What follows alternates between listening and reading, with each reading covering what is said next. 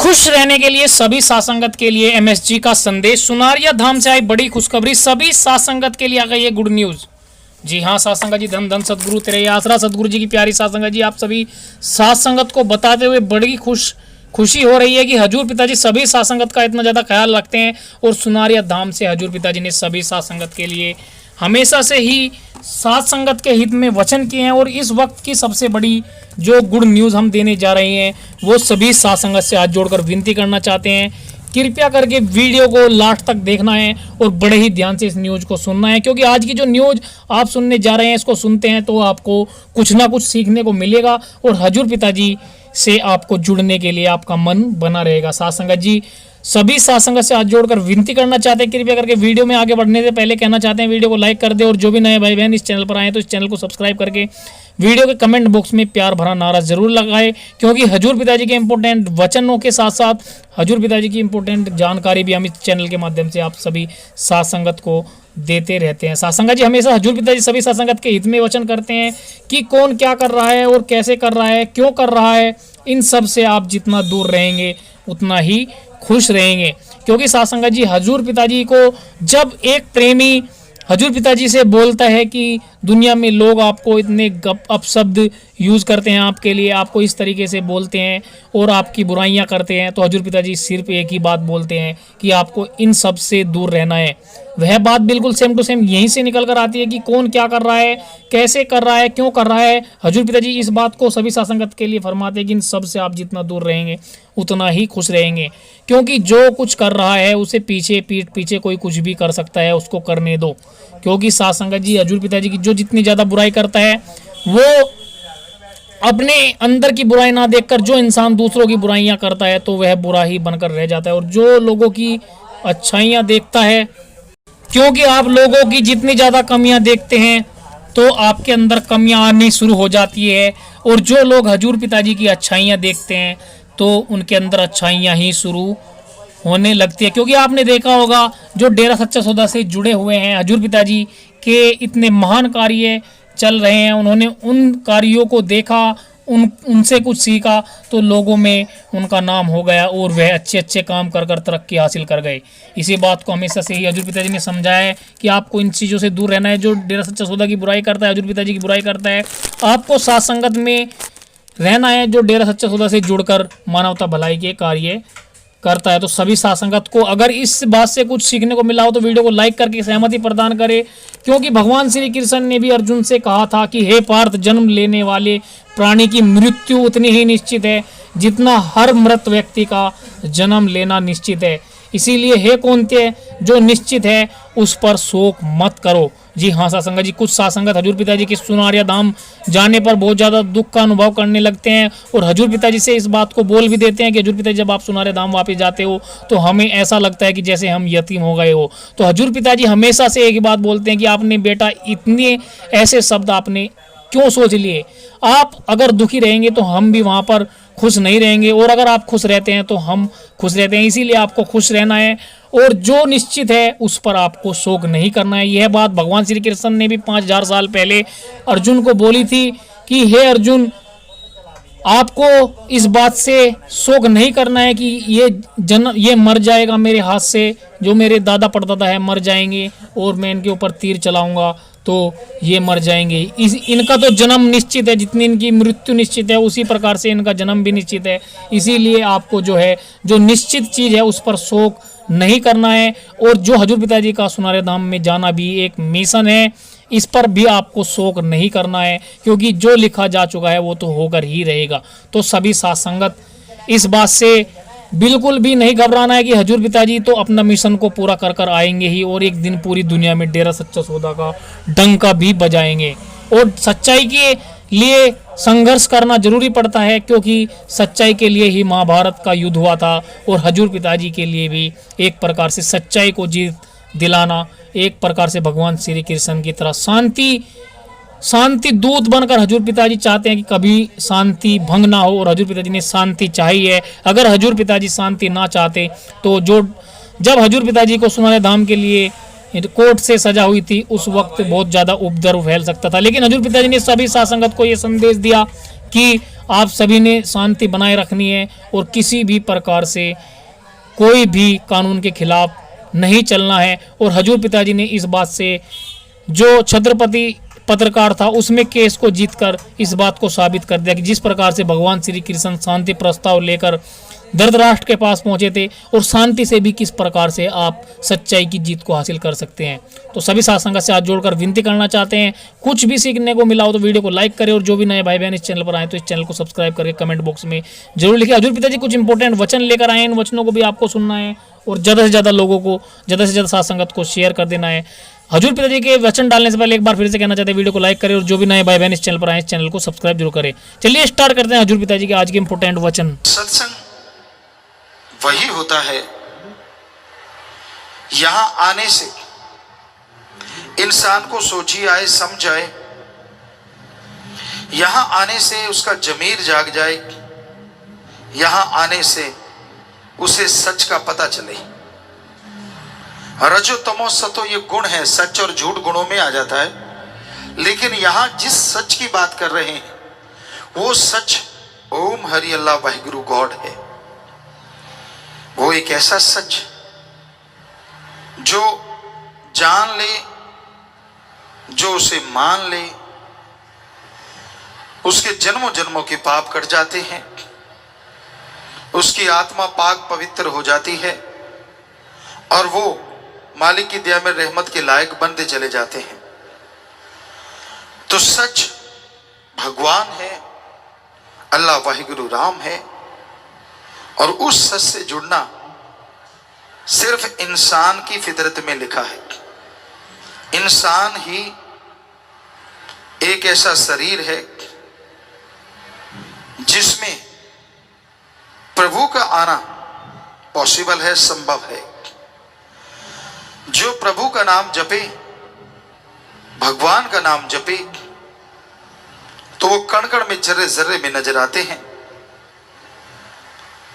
इंसान की पाप कर्म कट जाते हैं, जन्मों जन्मों की मैल धुल जाती है और वो इस काबिल बन जाता है कि उसके दिलो दिमाग में मालिक की दया में रहमत के नजारे मिलने शुरू हो जाते हैं।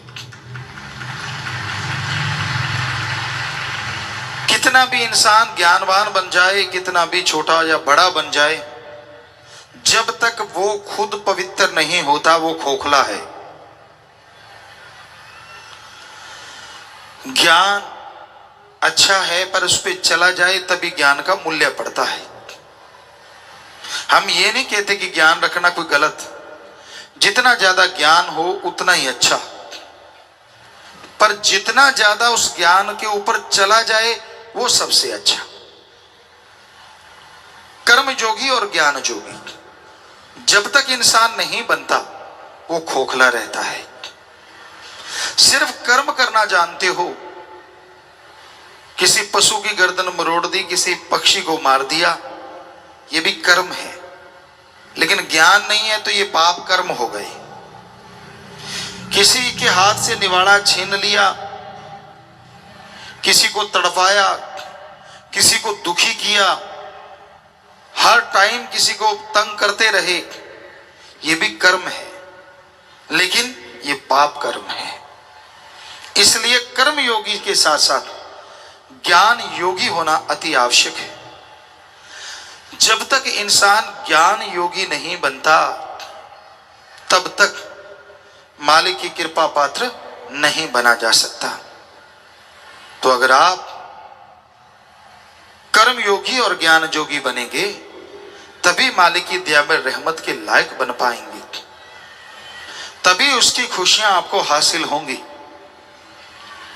और सत्संग एक ऐसी जगह है यहां ज्ञान जोगी और कर्म जोगी बनाया जाता है, सिखाया जाता है।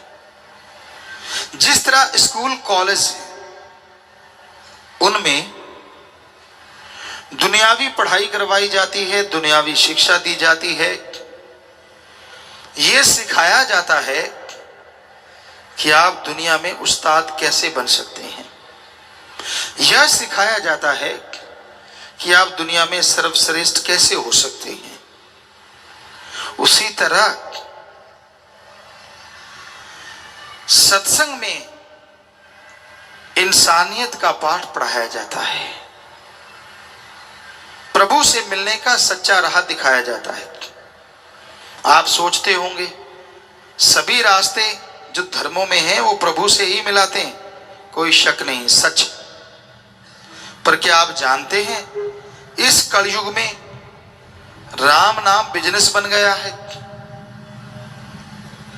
हम नॉन मेडिकल के स्टूडेंट रहे, जितना पढ़े कम पढ़ पाए, लेकिन जितना पढ़े साइंस में बहुत रुचि थी, नॉन मेडिकल के स्टूडेंट थे। गुरुजी ने बुलाया, उनकी रजा, उनका रहमत। घर में भी धर्म थे, पवित्र गीता, श्री गुरु नानक देव जी की जन्म साखी, सुंदर गुटका और भी शायद रामायण, ये ग्रंथ घर में थे, पढ़ा करते थे। गुरुजी ने बोला कि सभी धर्मों को पढ़ो, और हमने उसी वैज्ञानिक दृष्टिकोण से सभी धर्मों को पढ़ा। सभी धर्मों में ये तो लिखा है ओम हरि अल्लाह वाहिगुरु गॉड देता है, पर यह नहीं लिखा कि वो लेता है। अब हम सच्ची बात कहते हैं तो सबको कड़वी लगती है, सब हमसे नाराज हो जाते हैं। उसका नजारा आपने MSG में देखा ही है, फिल्म में। क्या था उसमें ऐसा? कोई माई का लाल साबित करके दिखाए कि इस धर्म के खिलाफ ये बोला, उस धर्म के खिलाफ वो बोला। और जिनको अच्छी नहीं लगती, जो नहीं उसको देखना चाहते, तो एक ही वजह हो सकती है, वो बुराई की दुकान खोले बैठे हैं अपने घरों में। हमने तो उस फिल्म में नशा छुड़वाया है। बताइए क्या गलत किया? लोगों को कसमें दिलाई, जैसे रूहानी जाम पिलाया कि राम नाम जपो रोग कट जाएंगे, भगवान का नाम जपो, कसम दिला रहे हैं आपको। तो क्या भगवान का नाम जपवाना और बुराइयां कसम दिला के छुड़वाना किसी के धर्म को ठेस पहुंचाना है? सोचिए। फिर क्यों तिल मिलाते हैं लोग? क्योंकि सच सहन नहीं होता। सच यही है, ओम हरि अल्लाह वाहिगुरु गॉड खुदा रब दाता था, दाता है और दाता ही रहेगा। वो मंगता नहीं हो सकता। और यह भी सच है, वो देता था, देता है और देता ही रहेगा। मांगने का कायदा आना चाहिए। ऐसे नहीं होता कि आपने इच्छा करी और वो पूरी हो गई, नहीं। क्या आप इच्छा करें, 5-7 साल का बच्चा को इच्छा कर ले कि मुझे PhD की डिग्री मिल जाए तो मिल जाएगी? कितना भी भ्रष्ट युग है, 7 साल के बच्चे को PhD की डिग्री नहीं मिल सकती। हाँ, बड़े वाला तो कहीं भी कुर्सी के नीचे से दाएं से डाल के ले सकता है, लेकिन 7 साल के बच्चे को कौन देगा? नहीं हो सकता। वैसे तो कलयुग है, कुछ भी हो सकता है, लेकिन अगर वैसे कायदे से देखा है, डॉक्टरेट की डिग्री, मास्टर डिग्री ऐसे नहीं हासिल होती, उसके लिए जिंदगी के 20-25 साल लगाने पड़ते हैं। तो जरा सोचिए, ये किताबें तो सामने हैं। वो अल्लाह, वो वाहिगुरु, वो राम, वो गॉड जो दिखता नहीं, क्या उसके लिए 16 साल नहीं, 20 साल नहीं, 5 साल नहीं, क्या 2-4 महीने लगातार नहीं लगाने चाहिए उसका रिसर्च करने के लिए? लगाने चाहिए। अगर कोई लगा दे तो यकीनन मालिक के नजारे मिलेंगे और उसका रास्ता 100% नजर आएगा। पर 2 महीने होते हैं। आप घंटा सुबह घंटा शाम भक्ति करी और पूछते हैं भक्ति करी, कहते हाँ आज एक दिन भक्ति करी। एक दिन थोड़े ही ना, 2 घंटे। घंटा सुबह शाम अगर 2 महीने करोगे तो हमारे ख्याल से 5 दिन और रात बनेंगे। 2 महीने तो बहुत दूर जाके बनेंगे। कैलकुलेट करो, टाइम है। तो ये जरूरी है कि आप सही समय के अनुसार भक्ति करें, फिर उसके नजारे ना मिले तो कहें कि हमारे धर्म झूठे हैं। धर्म नहीं कहते कि पैसा देने से भगवान दिख जाएंगे। धर्म नहीं कहते कि कपड़ा चढ़ाने से भगवान दिखेंगे। धर्म नहीं कहते कि धूप में तड़पने से, पाखंडवाद करने से भगवान दिखेंगे। सवाल ही पैदा नहीं होता। धर्म हमारे सारे कहते हैं भगवान का गुरु मंत्र, कलमा, मेथड ऑफ मेडिटेशन, वो एक तरीका है। बाय नेम उस गॉड को पुकारो तो वो गॉड जरूर मिलेगा, जरूर आएगा।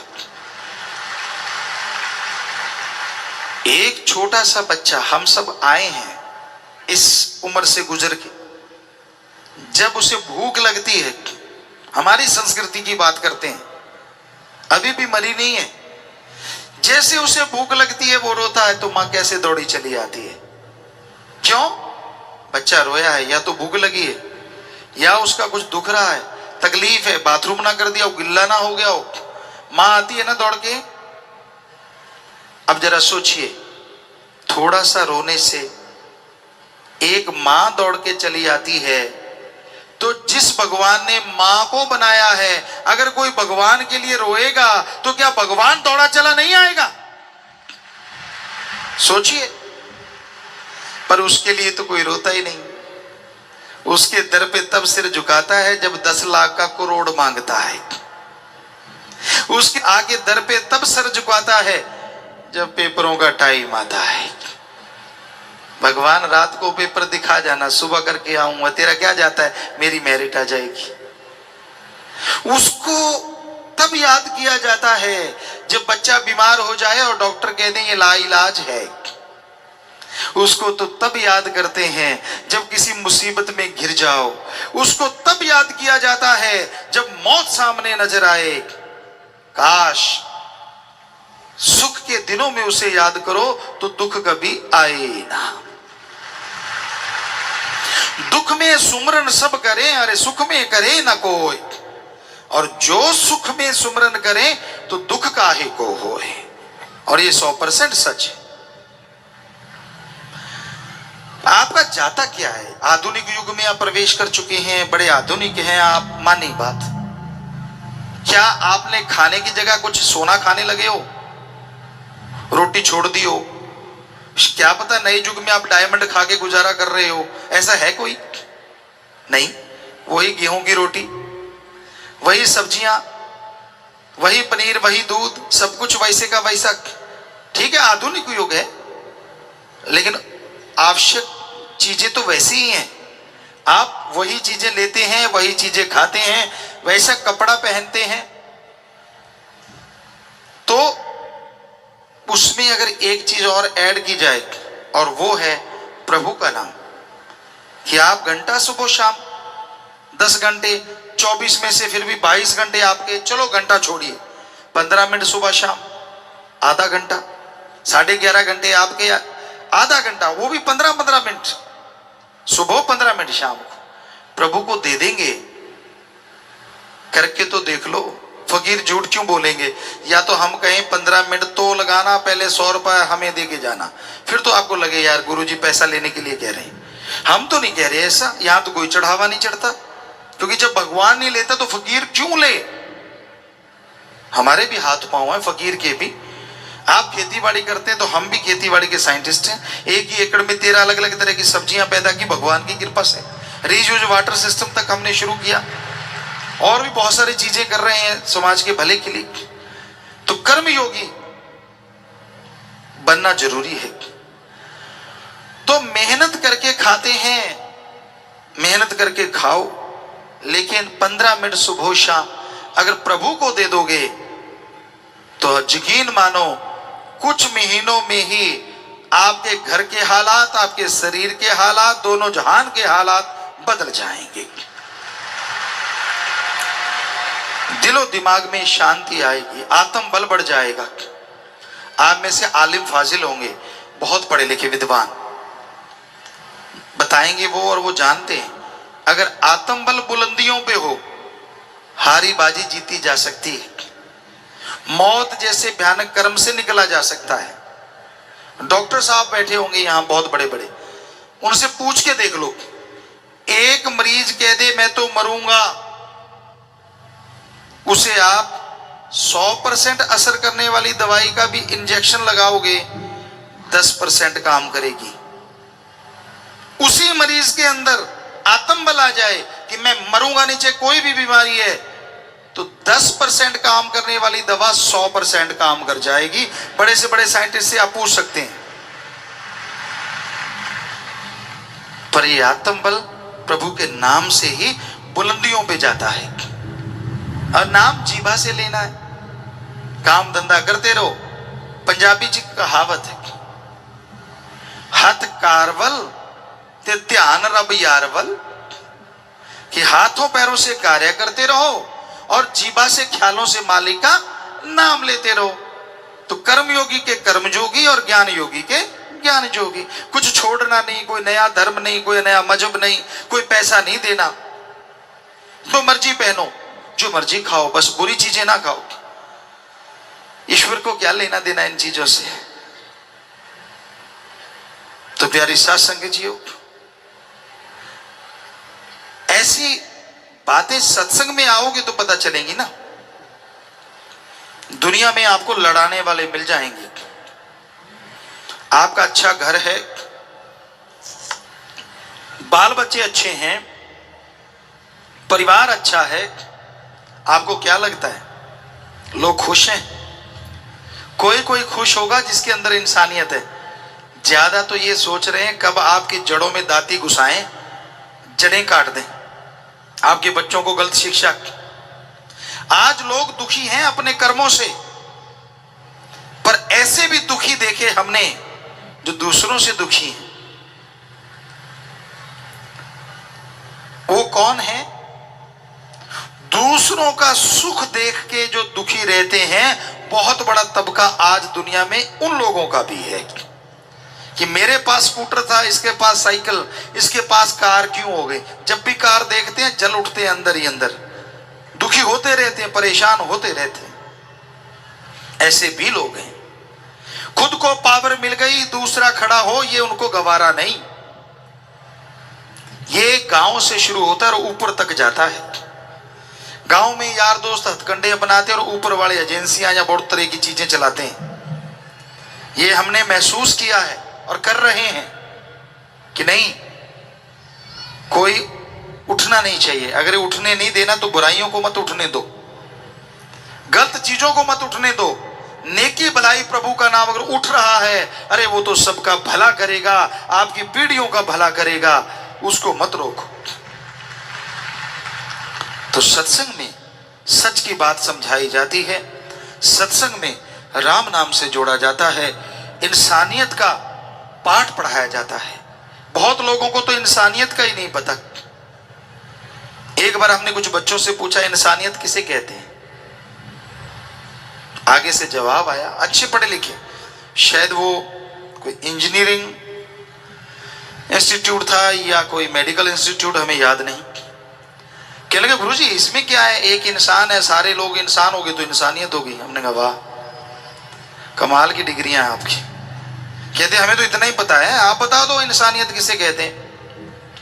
हमने कहा सभी धर्मों का सार निकालें तो इंसानियत कहते हैं किसी को दुख दर्द में तड़पता देख के उसके दुख दर्द को दूर करना या दूर करने की कोशिश करना, इसका नाम इंसानियत है। और किसी को दुख दर्द में तड़पता देख के ठहाके लगाना, यह शैतानियत है। कोई रोड पे घायल पड़ा है, आप गाड़ी में देखते हैं यार हमारा तो नहीं, फिर एक्सीलेटर दबा देते भाग जाते हैं। ये कोई इंसानियत है? ये शैतानियत है हमारी निगाह में। आप बचा सकते थे उसे। और नर सेवा नारायण सेवा धर्मों में भरा पड़ा है, प्रैक्टिकल करके देख लो। किसी बीमार का इलाज करवा दो, सच्चा दान। भूखे को खाना खिला दो, सच्चा दान। प्यासे को पानी पिला दो, सच्चा दान। खून किसी की कमी है, खून दान कर दो, सच्चा दान। मरणोपरांत आंखें दान, सच्चा दान। शरीर दान, सच्चा दान। अरे अंधे को रोड पार करवा दो, सच्चा दान, श्रम दान। ऐसे बहुत से दान हैं जो आप करो। पक्षियों को खाना खिलाओ, उनके लिए चोगा डाल दो, पानी रख दो छत पे, सच्चा दान। ये दान करोगे, हम आपको गारंटी देते हैं भगवान कबूल भी करेंगे और बदले में आपको फल भी जरूर देंगे। बाकी भाई जहां चढ़ा देते हो हमें नहीं पता क्या होता है, आप सब कभी सर्च कर लेना, आपको पता चल जाएगा। दान सच्चा यही है। दीन दुखियों की मदद में अपने हाथों से लगाएं, या फिर पीर फकीर कहें कि ऐसा करो, पौधे लगाओ, वो भी एक सच्चा दान है। पूरी मानवता को, पूरी सृष्टि को उससे फायदा होने वाला है। तो बहुत से कर रहे हैं आप, फूड बैंक बनाए हुए हैं अपने अपने ब्लॉकों में, बहुत सच्चा दान है। क्लोथ बैंक है कि जिनको खाना नहीं, अंगहीन अपंग लाचार को खाना देते हो हर महीने, जिनके कपड़ा लत्ता नहीं उनको कपड़ा पहनाते हो, तो ये सच्चा दान है। तो इस तरह से दान फलता फूलता जरूर है, पर उसको सही तरीके से किया जाए, प्रभु के नाम का जाप किया जाए तो उसका फल अवश्य मिलता है। पर अगर कोई स्वार्थ लेके आप आते हैं, स्वार्थ के तहत करते हैं कि चलो यार दे दो, मेरा नाम होगा तो उसका भी नाम होगा और मेरा काम हो जाएगा, वो बात नहीं बनती। वो तो एक उल्लू सीधा करने के लिए आप इनडायरेक्टली कुछ दे रहे हैं। सच्चा दान मानवता की भलाई करना है, सृष्टि की सेवा करना है, तो ये सत्संग में आके ही पता चलता है। माँ बाप को कंटिन्यू थोड़ा सा समय देना चाहिए अपने बच्चों के लिए, जब तक कि वो अपने पैरों पे खड़ा नहीं हो जाता। नौकरी पेशा, किसान, यानी कोई भी अच्छे कर्म में वो आत्मनिर्भर नहीं होता, तब तक हमारी संस्कृति है कि बुजुर्ग साथ देते हैं। 25 साल तक बनता है, 20 साल तक समझ आती है तो भी चलता है, तो बात 15 से 25 के बीच में बच्चों पे बहुत से परिवर्तन आते हैं। आजकल तो ये कहें कि 12 साल से 25 के बीच में तो भी सही रहेगा। बड़ा एडवांस हो गया है आज का समाज, आज का यूथ, आज के टीनेज। तो इस उम्र में अच्छा क्या लगता है और होना क्या चाहिए। बेपरवाह जी ने एक भजन लिखा है, गदा 25 उम्र जोर जवानी का, कि आदमी जब इस एज में आता है 12 से 25 के बीच में, तो 12 के बाद या 15 के बाद परिवर्तन आते हैं बहुत से शरीर में, बेटियों के, बेटों के, सबके हार्मोन्स बढ़ते हैं, आवाज चेंज हो जाती है, और कई बार बच्चों के बाल बॉडी पे नहीं होते तो वो आने शुरू होते हैं लड़कों के। बेटियों की अगर तब तक खाना अगर सही खा रहे हैं तो अपने आप बॉडी से झड़ जाते हैं, अगर थोड़ी हो भी तो। ये आयुर्वेदा का मानना है। पर अगर शुरू में ही आप लोग वैक्सिंग करनी और ये करनी तो फिर वो एक अलग बात हो जाती है। क्योंकि पुराने बुजुर्गों के देखा होगा, अपने माता के, उनसे भी पुराने बुजुर्गों के तो बाल, खास करके बहनों के नाम मात्र, बेटियों के नाम मात्र होते थे। तो इस एज में सिर्फ हार्मोन्स चेंज नहीं होते, और भी विचारों में बहुत परिवर्तन आता है। इच्छाएं प्रबल हो जाती हैं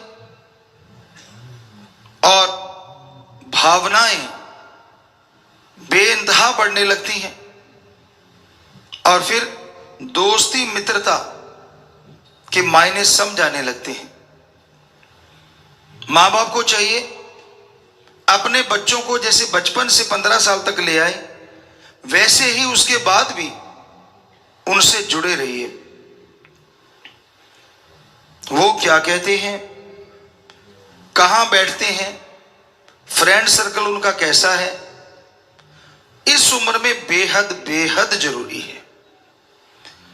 जैसे कहते हैं ना, बेस आपका बन गया, दीवारें बन गई, ये उम्र है कि छत डल रही है।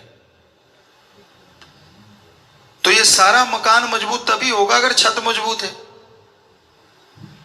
यानी अच्छे संस्कार आपने बचपन से देते आए हो, और अब ये एज ऐसी आ गई है कि इसमें आपने अपने बच्चों की केयर करना नहीं छोड़ना, बल्कि एक दोस्त मित्र की तरह, रूहानी दोस्त, आत्मिक मित्र, सहेली, यानी सच्चा पवित्र प्यार, उनके साथ शेयर करो, उन जैसे बनो।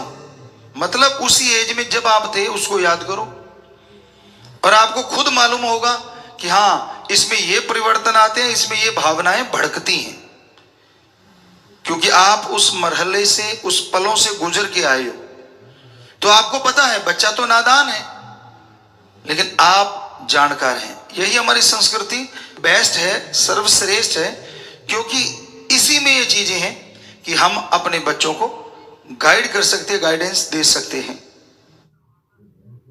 तो उनके साथ एक दोस्त की तरह, एक मित्र की तरह ट्रीट करोगे तो वो बाहर गलत सोबत में नहीं पड़ेंगे और गंदी मित्रता से बचे रहेंगे।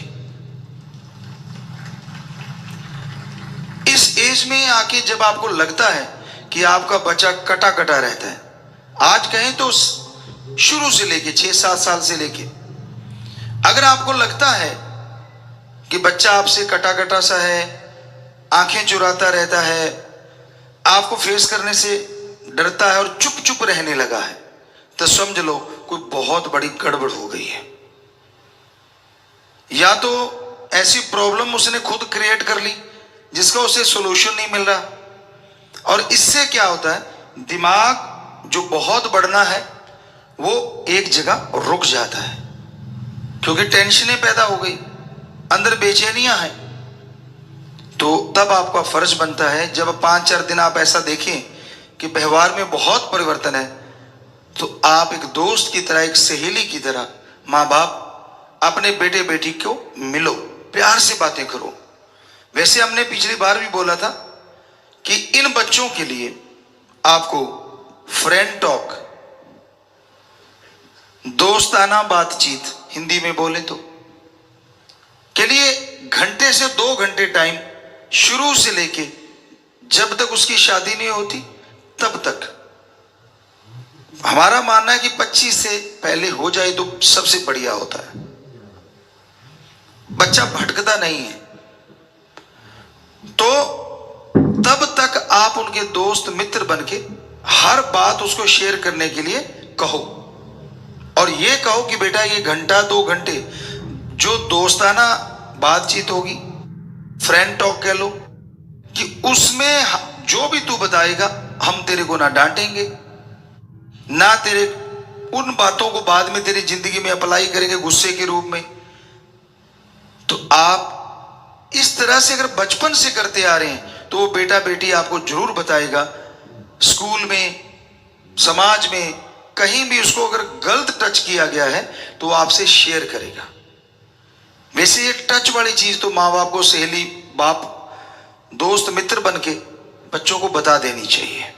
माँ बेटी को बड़े आसानी से बता सकती है कि बेटा कोई ऐसे ऐसे करे तो इसका मतलब वो गलत है, उसकी भावना गलत है।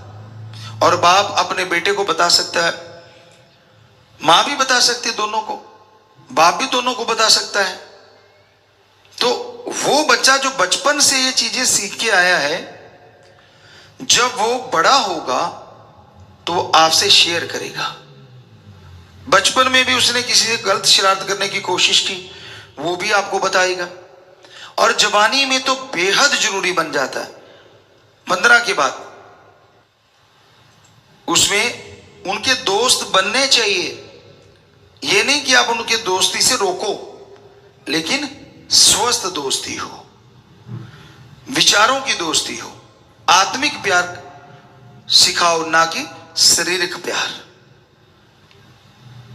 तो एक बार आपने वो संस्कार भर दिए तो वो बच्चा ता उम्र अच्छा नेक इंसान बना रहेगा।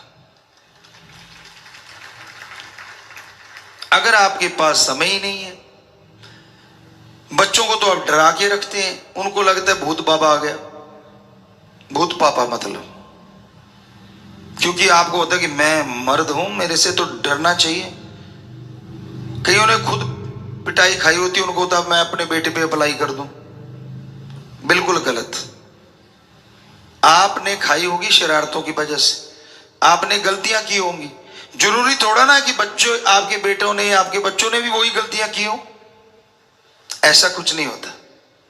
तो आप बिना भेदभाव के बच्चों से दोस्ती रखो। और 15 साल के बाद जो उम्र होती है बहुत ही जरूरी है, इसमें हार्मोन्स का बदलाव होता है, तो इसलिए बेहद जरूरी है कि एक ऐसा गाइड जो ऑलरेडी इस जिंदगी से गुजर चुका है उसको गाइड करे। माँ बाप, दादा दादी, अगर पॉसिबिलिटी है ये वाली, हर हाल में गाइड करना चाहिए, वरना वो बहक सकता है। दोस्त नशा करवाने लग सकते हैं, मित्रता में, पार्टीबाजी में हो सकता है वो कुछ गलत कदम उठा ले। वैसे हमने पहले भी एक बार रिक्वेस्ट की थी, तो आज भी करते हैं पूरी दुनिया से, हमारे देश के राजा से, प्रजा से, विदेशों में जो भी राजा हैं, राजा का मतलब हम किसी को गलत वे में नहीं बोल रहे। पुरातन समय में, आज प्रधानमंत्री जी हैं, राष्ट्रपति जी हैं, अलग नाम पड़ गए, लेकिन उस समय राजा ही कहा जाता था। तो उसमें आगे जो मेन है वो सारे जो हमारे देश के मेन होते हैं, प्रधानमंत्री जी कह लीजिए, राष्ट्रपति जी कह लीजिए, इसी तरह सारे देशों के जो भी इस तरह के जिम्मेवार हैं, तो उन सब से हम जरूर प्रार्थना करेंगे हाथ जोड़ के। हम तो एक तरीका बता सकते हैं, मानना ना मानना वो आपकी मर्जी है, आप अप्लाई करो ना करो वो आप लोग की इच्छा है। आप, क्योंकि आप, हम राजनीति में नहीं जानते कुछ भी, तो आप बेहतर जानते होंगे इस बारे में कि बच्चे को अगर शुरू में, जब वो नर्सरी में, उस टाइम से ही एक तो व्यवहार, बोलचाल कैसी हो, दूसरा धर्म की सही शिक्षा, और तीसरा बच्चों के लिए जरूरी हो कानून की शिक्षा। उनको पता हो कि ऐसा करने से ये होगा, वैसा करने से वो होगा। बच्चे बहकावे में आ जाते हैं, कोई शातिर उनको गुमराह कर लेता है, चल भाई नशा करेंगे, चल भाई जेब काट लाते हैं, चल भाई चोरी करेंगे। तो बच्चे ने अगर बचपन से पढ़ा है कि चोरी की इतनी सजा, सजा का मतलब दुनिया से कट जाओगे, वहां तकलीफ झेलोगे, अगर वो शुरू से बच्चे को धीरे धीरे, अगर चोरी करते हो तो ये धारा, फला करते हो तो, कुछ एक धाराएं बेहद जरूरी है कि अगर किसी को मारते हो तो फिर क्या होगा, क्योंकि उनको कुछ मालूम ही नहीं होता। फिल्मों में बहुत गलत दिखाया होता है जेलों के बारे में, या बड़ा अजीबोगरीब होता है। अगर सही हकीकत उनको दिखाई जाए तो हमें लगता है बचपन से जब वो कानूनी तौर पे मजबूत होते जाएंगे, तो जब भी वो कोई क्राइम करने की सोचेंगे, गलत करने का सोचेंगे, तो पढ़ाई जो की है वो उनको बता देगी कि ऐसा करेगा तो ऐसा भोगना पड़ेगा। ज्यादा तो नहीं, हमें जो लगता है 50 से 60% क्राइम रेट इससे खत्म हो सकता है, और धीरे धीरे ये संख्या 90 से 100 तक भी जा सकती है। 90% से 100% बच्चे रुक सकते हैं इन चीजों से, क्योंकि नन्ही कली होती है ना, उसमें जैसा आप डालते जाओगे वो वैसा ही बनता जाता है दिलो दिमाग में। तो उनके दिलो दिमाग में व्यवहार, धर्म, क्योंकि धर्म सबसे बड़ी चीज है, दिखावा नहीं, धर्म की बातें मानने वाली, क्या पहनना है क्या नहीं पहनना, वो हो कि आप अपने धर्मानुसार रहो जो आपका धर्म है, पर उसमें यह चीज जरूर होनी चाहिए कि धर्म में मेन चीजें क्या लिखी हैं।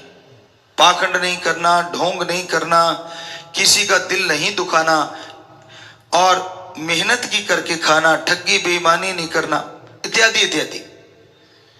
और कानूनन वो सीख जाएंगे। अगर ऐसा नहीं कर पाते, किसी वजह से ऐसे राजा महाराजा ऐसा कानून नहीं बना पाते, अब ड्यूटी है उन राजा महाराज की जो अपने बच्चों के राजा होते हैं या महाराज होते हैं। माँ बाप, दादा दादी, नाना नानी, पवित्र भावना सिखाओ उनको। रिश्तों के लिए पवित्र भावना क्या होती, क्योंकि 15 साल के बाद एक ही भावना है आज के टाइम में, और वो है तन की भूख, काम, वासना, और कोई भावना नहीं है, लुप्त प्राय होती जा रही। ऐसे समय में माँ बाप गाइड बन के उन्हें सिखाएं ब्रह्मचर्य क्या चीज है, इससे बॉडी कितनी पावरफुल होती है, कैसे इससे अपने दुख दर्द परेशानियों को आप खुद दूर कर सकते हैं। अगर आप ऐसा करेंगे, उनको गाइड करेंगे, तो मालिक जरूर कृपा करेंगे। वो बच्चे ही नहीं, समाज और देश को भी अच्छा बनाएंगे। और अगर आपका बच्चा, सोचिए, समाज में नाम कमाता है, देश में नाम कमाता है, तो गर्व किसको होगा? जिसका वो खून है, उसको होगा जिस समाज से वो ताल्लुक रखते हैं, उसको होगा जिस देश का वो नागरिक है। तो थोड़ी सी शिक्षा आपकी आपके बच्चे को वर्ल्ड फेमस कर सकती है अगर आप टाइम निकालें तो हमारे सत्संगी बच्चे परण तो करते ही हैं। आज हम ये भी चाहते क्या आप ये भी परण करो कि हम ये टाइम अपने बच्चों को वक्त दिया करेंगे, और जो समाज के भले के लिए जिंदगी लगा रहे हैं उनका फर्ज है कि हमारी ये बातें लोगों तक पहुंचाएं। तो जोर से नारा लगा के हाथ नीचे कर लो, मालिक बहुत बहुत खुशियां दे दिया मैं रहमत से नवाजी। तो ये आपने आज परण किया, इसको निभाना सिर्फ इसलिए नहीं कि आप खुदगर्ज हैं, सिर्फ इसलिए नहीं कि आपकी स्वार्थ सिद्धि होगी, इसलिए करो ताकि पूरा समाज, पूरा देश, पूरा विश्व फिर से कुटुंब बन जाए, गम दुख चिंता मारामारी से मुक्त हो जाए और खुशियों से प्यार मोहब्बत की गंगा से माला माल होते हुए वो चैन की जिंदगी जी सके, आत्मिक शांति की जिंदगी जी सके। सो उस समय बच्चों का साथ दो, छोटी मोटी गलती है उसको बताओ, रिएक्ट इस तरह का करो कि प्यार से, मारामारी नहीं, डराना नहीं, क्योंकि अगर छोटी सी भी आप बात उनकी नहीं बताते उनको गलती, तो बड़ी बड़ी गलतियां करने लगेगा। बच्चों को इस तरह से रखो कि उनकी नाजायज मांग कभी पूरी ना करो। क्या होगा? थोड़ा रोएगा, थोड़ा चिल्लाएगा। हमारा प्रैक्टिकल ये किया हुआ, लाखों बच्चों को देखा भी हमने, और उसके बाद वो शांत हो जाएगा। उसको पता लगेगा अच्छा ये चीज चाहे मैं कुछ भी कर लूं मुझे नहीं मिलने की। पर आप तो मोह ममता में डूबे हो, इसको कहते हैं मोह ममता। अच्छा मेरे बेटे ने ये मांगा, ले बेटा इससे दुगुना, ले बेटा इससे तिगुना। और बड़ा होके जब वो क्राइम करता है या गलत जगह जाता है, फिर आप कहते हैं ऐसा क्यों हो गया। तो उसी समय जब जड़ अभी पनप रही है, अच्छा खुराक दो बच्चों को, शिक्षा इस तरह की दो कि वो बच्चे नेक बने, अच्छे बने। तो जब बड़ा बच्चा हो गया, आपने उसकी नींव अच्छी रखी हुई है, तो मकान भी बढ़िया बनेगा। वो नौजवान हो सकता है शास्त्राम जी की नेस वेलफेयर फोर्स विंग के सेवादारों की तरह लोगों की जान बचाने में अपनी जिंदगी लगा दे। हो सकता है कोई साइंटिस्ट, कोई डॉक्टर बन के, जो आजकल बिजनेस बन गई है हर चीज, वो एक सही तरीके से जो हजारों में काम होता है वो 400-500 में करके लोगों का भला कर दे। कितनी दुआएं आप लेंगे। तो हमारा काम बताना होता है। पिता परमात्मा, ओम हरि अल्लाह वाहिगुरु गौड़ खुदा रब, सब उस सुप्रीम पावर के नाम है, उस शक्ति के नाम है जिससे पूरी सृष्टि को, खंडों ब्रह्मांडों को, देव महादेव को शक्ति मिलती है। वो भगवान, वो मालिक कण कण में, जर्रे जर्रे में मौजूद है। ऐसी कोई जगह नहीं, यहां वो नहीं, पर देखने वाली आंख होनी चाहिए। गुरु साहबानों ने फरमाया है, 100 अखियां बेअन जिन डसींदो मां पीरी। वो आंखें और हैं जिनसे परमपिता परमात्मा नजर आता है। अब इंसान सोचे, आंखें तो 2 ही होती हैं, कौन सी हैं वो आंखें, कहां हैं वो आंखें जिनसे मालिक नजर आता है। आंखें यही हैं जब इसे बंद करके परमपिता भगवान की याद में हम लगाते हैं, तो इस जगह को 10वां द्वार, तीसरा नेत्र, ज्ञान चक्षु, मेहराब, वेरी वेरी डीप स्लीप्स पॉइंट, अलग अलग धर्मों में अलग अलग नाम दिया गया। जब इस जगह पे लगा के आंखें बंद करके समाधि में बैठा जाता है, शब्द, गुरु मंत्र, कलमा में थोड़ा मेडिटेशन दोहराया जाता है, तो इंसान का ध्यान जमता है, तो ये आंखें बंद हैं, लेकिन अंदर से वो आंखें खुलती हैं जिसके बारे में हमारे गुरु पीर पैगंबरों ने बताया है। और उन आंखों से फिर लासानी दुनिया नजर आती है, फानी नहीं। सब सच नजर आता है, मालिक नजर आता है। भगवान को मानना धर्मों ने सिखाया है। हमारे जितने भी धर्म हैं, हमने सभी धर्मों को साइंस के नजरिए से पढ़ा। सारे धर्म एक ही बात कहते हैं कि वो मालिक हर जगह है, भक्ति द्वारा देखा जा सकता है। हिंदू धर्म में वेदों में लिखा है प्रभु कण-कण में है। इस्लाम धर्म में लिखा है अल्लाह ताला जर्रे जर्रे में मौजूद है।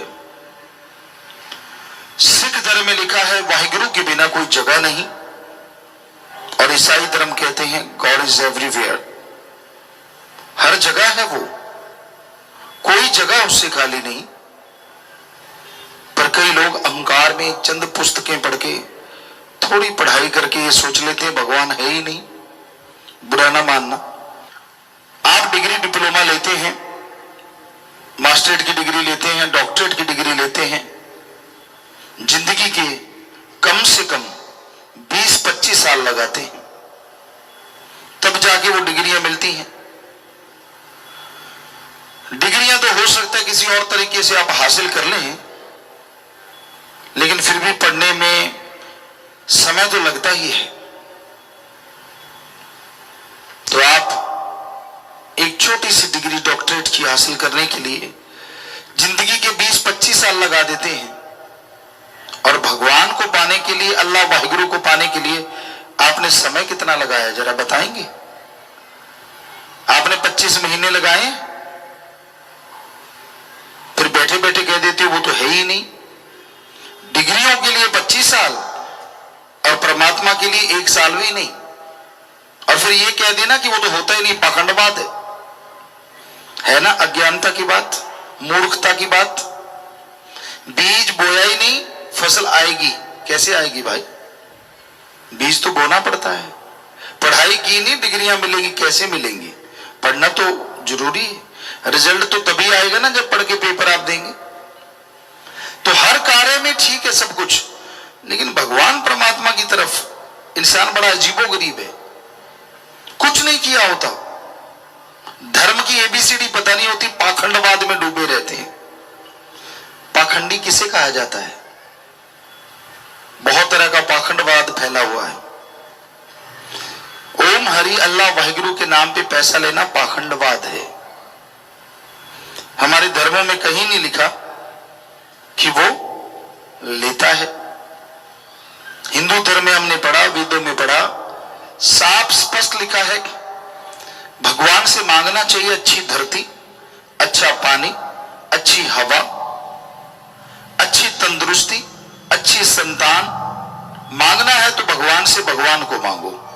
इस्लाम धर्म में लिखा है अल्लाह ताला रहमो करम का दाता है। कायदे से मांगोगे तो इतना रहमो करम बरसाएगा, दामन छोटे पड़ जाएंगे, अब मूसलाधार रहमो करम बरसता चला जाएगा। जैसे ये हमारे धर्मों में लिखा है, ऐसे हमारे सिख धर्म में लिखा है जो मांगे ठाकुर अपने से सोई सोई देवे, लेवे नहीं देवे। कि उसे सही ढंग से मांगिए, सच्ची तड़प से मांगिए, अंदर बाहर किसी चीज की कमी नहीं आने देता। ईसाई धर्म में लिखा है गॉड देता है, लेता नहीं। हर धर्म में यह लिखा है, पर आज पाखंडवाद का बोलबाला है। लोग जो धर्म की भाषा है वो बोलना सीख लेते हैं, धर्म का पहनावा पहनना सीख लेते हैं, पर उनके अंदर कायदा कानून कुछ भी नहीं होता, धर्म की एबीसीडी नहीं होती। जिसको देखा उसकी निंदा, इधर बैठा उसकी निंदा, उधर देखा उसकी निंदा। ये किस धर्म में लिखा है? आप जिस धर्म के हो, क्या उस धर्म में लिखा है किसी की निंदा करनी चाहिए? हिंदू धर्म में साफ लिखा है पर निंदा 100 गो घात समाना। कि पराई निंदा, अपने को छोड़ के किसी और की निंदा करना 100 गौ के घात करने के समान एक पल है। धर्म में तो पवित्र गुरबाणी में पेज के पेज भरे पड़े, पृष्ठ के पृष्ठ भरे पड़े। निंदा भली किसी की नाही, मनमुख मुग्ध करन, मुंह काले तिन निंद का नरके घोर पवन। निंदा भली किसी की नाही, क्या लिखा है? ज्ञानी बन बन बैठ जाते हो, दिखावा करते हो कि मैं धर्म का नुमाइंदा हूं, उसको देखा उसकी खिल्ली उड़ाना, इसको देखा इसकी खिल्ली उड़ाना। कहा क्या लिखा है गुरु साहबानों ने? निंदा भली किसी की नहीं, किसी की भी निंदा करना अच्छे नहीं। कौन करता है? मनमुख मुग्ध, मूर्ख महामूर्ख होते हैं वो। मनमुख मुग्ध करन, मुंह काले तिन निंद का नरके घोर पवन। लगती है ना मिर्ची गुरु साहबानों के सच्चे वचन सुन के, हिंदू धर्म में सच्चे वचन सुन के, कि वो मूर्ख होते हैं और वो यहां वहां दोनों जहां में नरक के अलावा कुछ भी नहीं। और जो सुनते हैं उनकी हाँ में हाँ मिलाते हैं, वो भी वैसे ही होते हैं। क्यों करते हैं आप किसी का बुरा? क्यों सोचते हैं? क्यों निंदा करते हैं? और यही नहीं, कुरान शरीफ में भी लिखा है, जो अपने को छोड़ के फजूल की बहसबाजी में पड़ा करते हैं, हर समय दूसरों में ऐब गुनाह देखते रहते हैं, खुद के गुनाहों की तरफ निगाह नहीं मारते, उनसे बदतर से बदतर शैतान भी नहीं होते। देखिए हर धर्म कह रहा है, और यही बात ईसाई धर्म में भी लिखी है कि इंसानियत के प्रति जो वफादार नहीं, जो दूसरों की बहस में हर समय लगे रहते हैं, अपने बारे में नहीं सोचते, जो दूसरों की तरफ देखते रहते, उन्हीं में कमियां निकालते रहते हैं, उनसे घटिया इंसान कोई दूसरा नहीं होता। और साफ साफ लिखा है सारे धर्मों में। कई लोग कहते हैं हम तो धर्म को मानते नहीं, फिर उसका नकाब क्यों पहनते हो, उसका पहनावा क्यों पहनते हो? अगर पहनावा पहनते हो तो धर्म को माना भी करो, धर्म को बदनाम मत करो उसका पहनावा पहन पहन के। धर्म का पहनावा पहनते हो, आपके साथ जिम्मेवारी जुड़ जाती है कि आप उन गुरु पीर पैगंबर ऋषि मुनियों की औलाद हैं, जिन्होंने वो पवित्र वाणी लिखी, पवित्र वचन लिखे, लानत ऐसे लोगों पे और लानत ऐसे जन्म देने वालों पे जो ऐसे लोगों को पैदा करते हैं, जिनका धर्म एक माहौल है, मजाक है। कमियां उनमें होती हैं, लोग धर्मों को बुरा कहते हैं। कोई धर्म बुरा नहीं, हम गारंटी देते हैं। हम एक शेर कहा करते हैं, ना हिंदू बुरा है, ना ही सिख ईसाई मुसलमान बुरा है। ना हिंदू बुरा है, ना ही सिख ईसाई मुसलमान बुरा है, बुराई पे उतराए वो इंसान बुरा है। धर्म बुरे नहीं होते, जो बुरे कर्म करने लग जाते हैं, जिनकी सोच घटिया होती, जो गंदगी के कीड़े होते हैं, उनका कोई धर्म नहीं होता, कोई मजहब नहीं होता, बल्कि दिखावा कर करके धर्मों का वो बदनाम करते हैं धर्मों को। ऐसे लोग गलत हो सकते हैं, धर्म गलत नहीं होता, मजहब गलत नहीं होता। धर्म तो सही है, 100% सही है। भाई, इंसान को कभी और की तो छोड़ो, अपने मां बाप की भी निंदा नहीं करनी चाहिए। हमने देखा है नौजवानों को बैठे बैठे अपने मां की, अपने बाप की निंदा करने, अपने भाई की, बहन की निंदा करते हैं। क्यों भाई? और आगे ऐसे बेकार दोस्त होते हैं, हाँ में हाँ मिलाते, हाँ अच्छा, हाँ यार तेरे साथ बुरा किया, ओ यार तेरे साथ ऐसा किया। लानत ऐसी दोस्ती पे। दोस्त को क्या कहना चाहिए? अरे यार, जिस माँ बाप की निंदा कर रहा है, तू भी उसी का खून है, आज उनकी निंदा कर रहा है, कल को लोग ये कहेंगे खून तो उन्हीं का है, तू कहां से अच्छा होगा। लेकिन ना जी, दोस्त चटकारू होते हैं, खाने पीने का मसला मिलना चाहिए, दोस्ती से क्या लेना देना, उनको तो इसी से मसला हल होना चाहिए। तो आज के जमाने में, आज के दौर में इंसानियत रस्ताल में जा रही, मानवता रस्ताल में जा रही। ईश्वर की याद में नाचना गाना कोई गुनाह नहीं।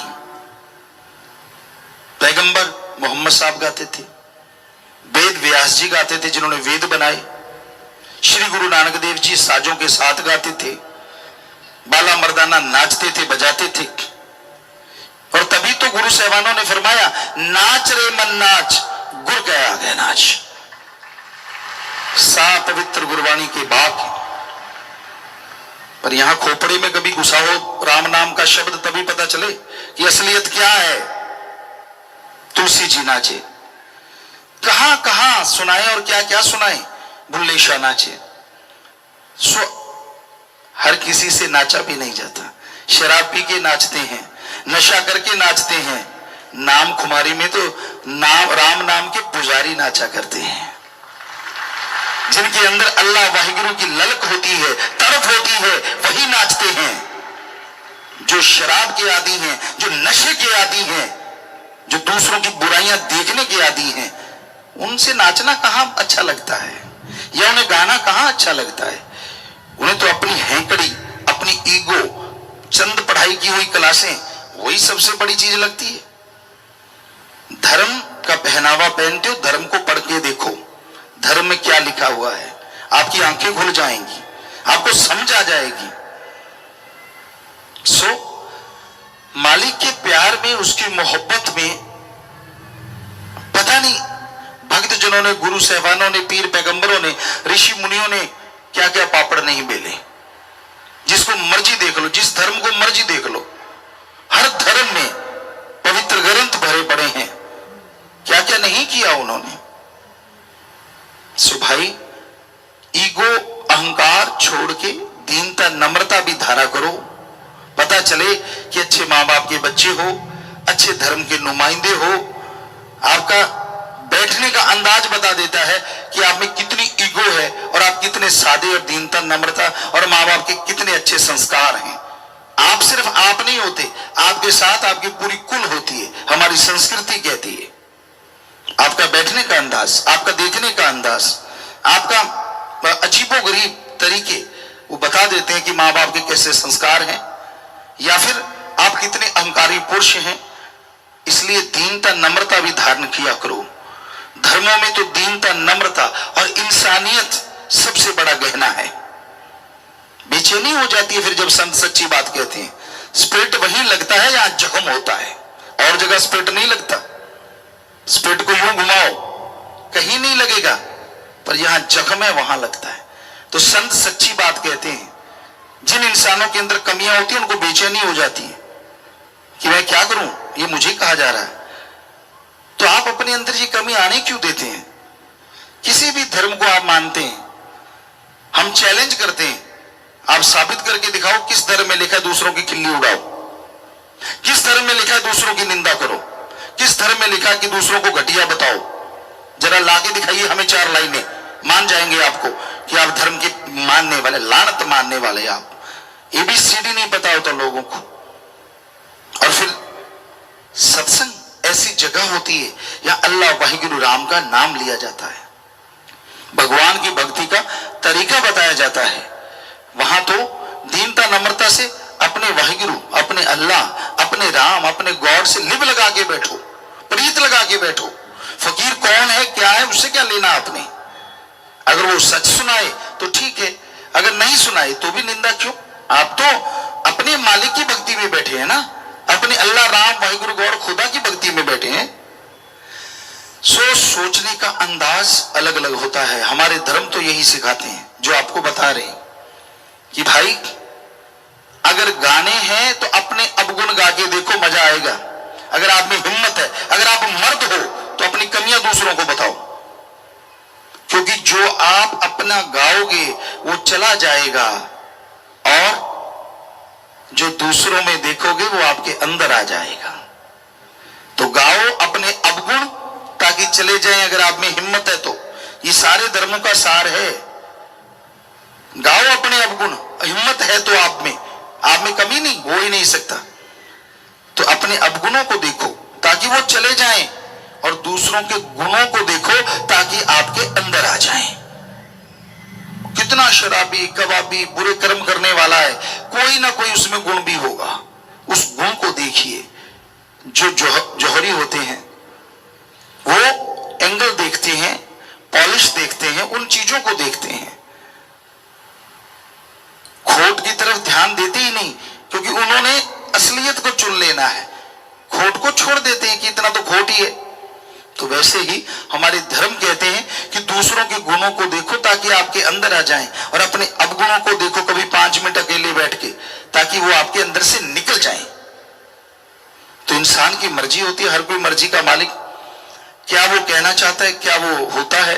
लेकिन ये हकीकत है, फकीरों के सामने जब इंसान बैठता है पता चल जाता है कि वो कैसा है, कैसी उसके अंदर ईगो है, कैसी दीनता नम्रता है, क्या वो धर्म को मानने वाला है या धर्म का दिखावा करके उसको बदनाम करने वाला है। क्योंकि धर्मों में तो कभी किसी का बुरा करना सिखाया नहीं, ठगी बेईमानी भ्रष्टाचार सिखाया नहीं। सो इंसान हर कोई मर्जी का मालिक है। हमारे महापुरुषों ने फरमाया, सिख गुरु साहबानों ने फरमाया, कलयुग में कर्म धर्म नहीं कोई, कलु का जन्म चंडाल के होए। कि ऐसा टाइम आएगा जो धर्म का दिखावा करेंगे लेकिन धर्म के कर्मों के फरकच्चे उड़ाएंगे।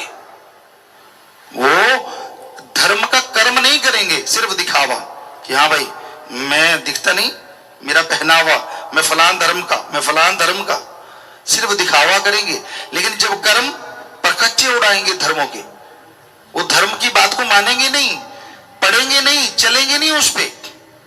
तो कलयुग में कर्म धर्म नहीं कोई, कलु का जन्म चंडाल के होए। जिस तरह चंडाल बेरहम होता है, कहते जो पशुओं को काटना, बेरहमी से उड़ा देना, उन्हें चंडाल कहा गया। तब खाल उतारना, मांस नोचना, तो ऐसा हो जाता, वो धर्मों को नोचता है, धर्मों को बदनाम करता है, धर्मों का पहनावा पहन के। इसलिए कलयुग में ऐसे लोग ज्यादा मिलेंगे और वो दिखने में आता है। पर मालिक से प्यार करने वाले, अल्लाह वाहिगुरु राम से प्यार करने वाले, उसकी औलाद से नफरत करें, ऐसा कभी हो नहीं सकता। अगर आप किसी बाप से प्यार करते हैं और उसकी औलाद से नफरत करते हैं तो वो बाप आपसे कभी खुश नहीं हो सकता। इसलिए दिखावा, या तो दिखावा छोड़ दीजिए, और अगर धर्म के नुमाइंदे हो तो धर्म के कुछ कर्म भी करने सीख लो, धर्म के अकॉर्डिंग चलना भी सीख लो, ताकि लगे कि हाँ भाई आप धर्म को बदनाम नहीं कर रहे, धर्म का साथ दे रहे हो। धर्म कोई बुरा नहीं, पर उसको न मानना बुरा है, दिखावा करना बुरा है। दिखावा ना कीजिए। इंसान तो कोई दिखता ही नहीं जिसका कोई धर्म ना हो। हर आदमी है, इंसान है, पुरुष है, किसी न किसी धर्म से जुड़ा है। तो अगर आप धर्म से जुड़े हैं तो धर्म की लाज रख लीजिए। जो गुरु साहबानों ने, ऋषि मुनियों ने, पीर पैगंबरों ने हमें बताया है उसके अकॉर्डिंग चला कीजिए, ताकि जिंदगी में कुछ शांति आए, घर में कुछ फायदा हो और आपका मन मालिक की याद में